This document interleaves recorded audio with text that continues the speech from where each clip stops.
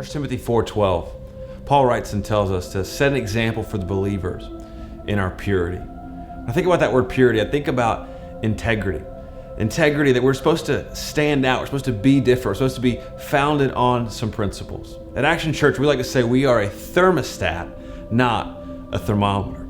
A thermostat is an instrument that sets the temperature, whereas a thermometer is just an instrument that simply gauges it. You know, when you're in a lab and you're doing experiments, there's a need for a thermostat. There's a need for dials to set the tone and to set the lasers and to set the temperature that not only just gauges it and reads it, but there's got to be something that changes the atmosphere, changes the instruments used for whatever experiment.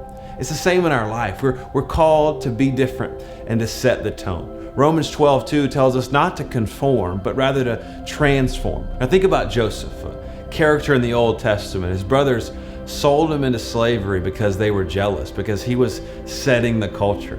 And as he was enslaved in Egypt, he was rising to prominence in Potiphar's house. And Potiphar's wife took notice of him and actually threw herself at him. He had a choice to make. He could advance himself, he could conform, and probably continue to be elevated. But Joseph was a man of integrity. He was a man that decided he was going to set culture, not adjust to it. He was not going to conform, but he was going to be all that God called him to be. And because of that decision, God was able to promote him as second command of all of Egypt. So what does that look like for our life? Are you going to be a thermostat, an instrument of change, someone that sets the culture, that decides who you're going to be and not adjust no matter what the world throws at you? Or are you going to be a thermometer, an instrument that gauges it and adjusts to it, that when media or opinions or relationships come your way, you're going to adjust to fit in, to conform? The question really is, will you change the world, or will the world change you? When they see you and your life and your family, do you look any different?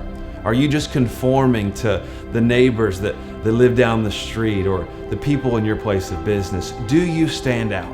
Do you look different? When people walk into your sphere of influence, do they see somebody that has set a standard, or that's just merely conforming to different standards as they come their way? Will the world change you, or will you change the world? At Action Church, we feel called to be a thermostat, not a thermometer. We are going to be an instrument that changes every environment that we go into.